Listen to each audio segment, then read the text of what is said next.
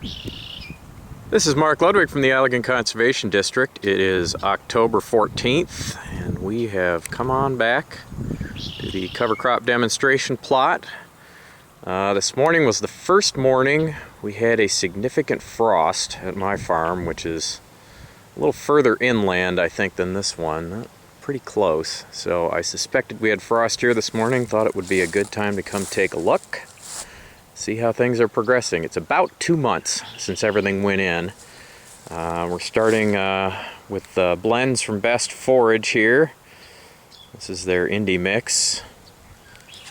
Let's see, annual ryegrass, tillage radish, and crimson clover. And these first two did not get planted very well, unfortunately. Hey, here's our information box. Still out here, folks. If you want to come take a look, it'll be here till it's under threat of being buried in snow. Then it's going to go inside. And here we've got the Bristol mix, tillage radish, and annual ryegrass. The radish and ryegrass will still be alive a good long time. The ryegrass usually will winter over. All right, here we've got. All right, that's great. We're losing the sign. Buried in the forage. Love it. Homestead mix, tillage radish, pearl millet, tillage sun hemp. Here's the sun hemp coming up. People say that looks like marijuana. I don't see it, but looking pretty good. We would expect to see damage on this morning. This stuff is pretty frost sensitive.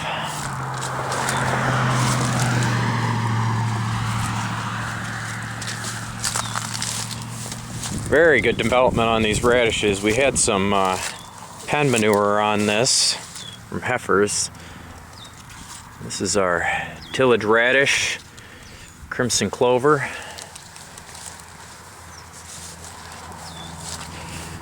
Wow, here we go. Tillage radish and oats. And well, that oats not really into the dough stage yet, but it is flowering. Yeah. Not much germ in there yet. But still time, still might make it. We have crimson clover and groundhog radish from our friends at Green Valley Ag and Best Cover Crops by Cisco. Austrian winter peas and groundhog radish. Seeing a whole lot more radish than peas. I guess, yeah, the peas are alive under there. Yeah, they're coming on pretty well. The drill we used didn't deal very well with some of these bigger seeds. We are seeing there's some flowering of the radish this morning. Not necessarily what we want to see. It's got to be annual ryegrass, crimson clover, and groundhog radish. And that's getting a pretty nice patch together. Man, look at the size of that thing. That a nice piece of annual ryegrass. That looks like, man, cow food to me.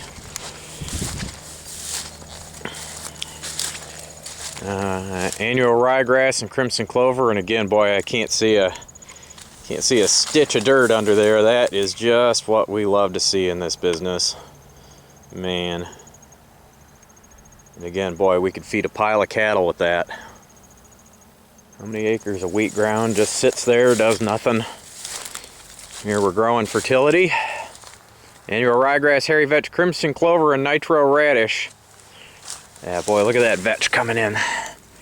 That's great. Here, back up a little.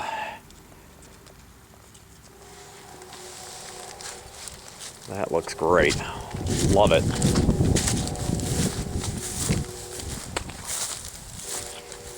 Looks like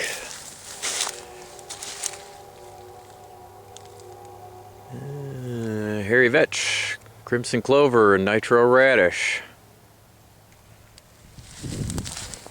Sweet clover in that one too. Here we have oats and radishes again. Again, a great crop. Boy, a guy could get in there, chop that, turn the cattle out in that. Or just feed the soil. Here we've got several varieties of ryegrass. Starting with KB Royal, from our friends at Byron Seeds. Tillage Root Max, my Best Forage Cover Crop Solutions. And here we have Winter Hawk, Green Valley by Cisco Seeds. Boy, man, all of those. Just look at that. Look at that growth. 2 months. 2 months. Not much seed either per acre, maybe 15 pounds. Put it on with the airplane, man, cannot beat that. You know, that annual rye, that has really taken off in the last month or so since I've been out here. Now here we got triticale. And see, I think that annual rye is bigger than this triticale. I think that annual rye is pretty... Yeah, well, let's not speak too soon. These will all be our cereal grains in here. Winter cereals, spring cereals. Here's grain rye. Nothing wrong with grain rye. But honestly, looking at this, here's spelt, primitive cousin of wheat. But boy, look at these spring season grains. That's white oats coming there. Or our standard oats, cayuse in this case, from Desert Sun Marketing. And here's one we haven't seen, we don't see much. This is black oats, also from Desert Sun. Now this is more of a tropically adapted plant, so we expect that will be not doing so well soon. But man, look at the difference. Let me zoom in there between those two. The white oats on the left, black oats to the right. I would say, boy, that black oats is a third taller, a little more dark green. Man, you can fire up the chopper and make some hay there. Holy cow. I like it. Yeah, let's back out of there before I make people seasick. McGregor barley. This is a winter barley. You can see it's not going to seed. Well, right next door, we've got a spring barley, which is going to seed. Here, we'll go ahead and grab a head. And yeah, again, not really going to dough stage yet. Just, oh yeah, I can see the pollen on it. So it's just pollinating now. Be interesting to see how that comes along. Okay, here's some sun hemp again, AU Golden. Back that up. Couple of things I'm noting there. Starting to flower. We've got some ring spot of some kind and a little bit of feeding by insects. And it's not, I wouldn't say it's looking bad. Oh, here's one that's actually in flower. Okay. There's the flower. Let's see, kind of a pea flower. Very nice. Now that again is a tender annual, so we will expect that one to be declining the next few days. Winter peas, not much of a catch here, but I think that was the drill we were using. Really doesn't cram the small seeds in the ground very well. Another winter pea by Best Forage. That one's doing a little better. We're getting some peas coming in there, or some vegetation coming in there. Straight crimson clover in here. You can see we have a good selection of weeds coming in here. We did disc it lightly to get the manure in, but we didn't spray out any weeds. So there's plenty of yellow rocket and some other things coming. Here's the radishes. Everybody interested in radishes? Here we have Sodbuster. And this is a forage type. Now right next door we've got a oilseed type radish, and that one is starting to flower pretty substantially.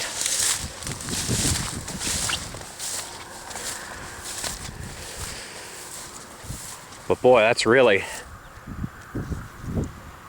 I kept the drill settings about the same. The seed size was similar, but that oilseed radish, again, 8 inches, a foot taller, flowering,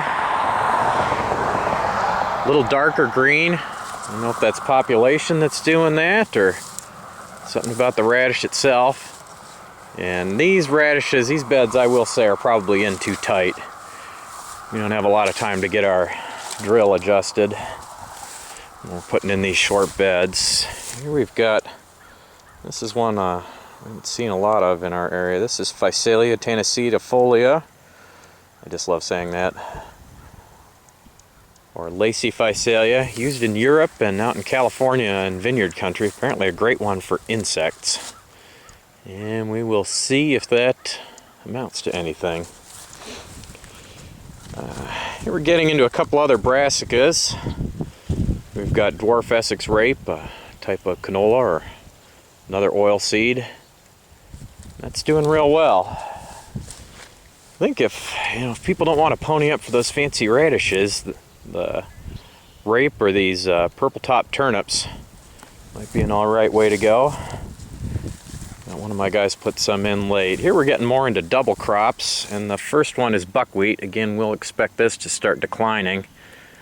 But yeah, I give that a squeeze. There's definitely some seed there. Yeah. Chew one up. Yeah. A little bit of seed. So, even though we planted pretty late, we're trying to double crop. Probably would have made some amount of grain on the barley. This is grain sorghum. Again, a tender plant we would probably expect to decline after this frost event. And I do not see any seed heads coming on that. Again, that's in pretty tight.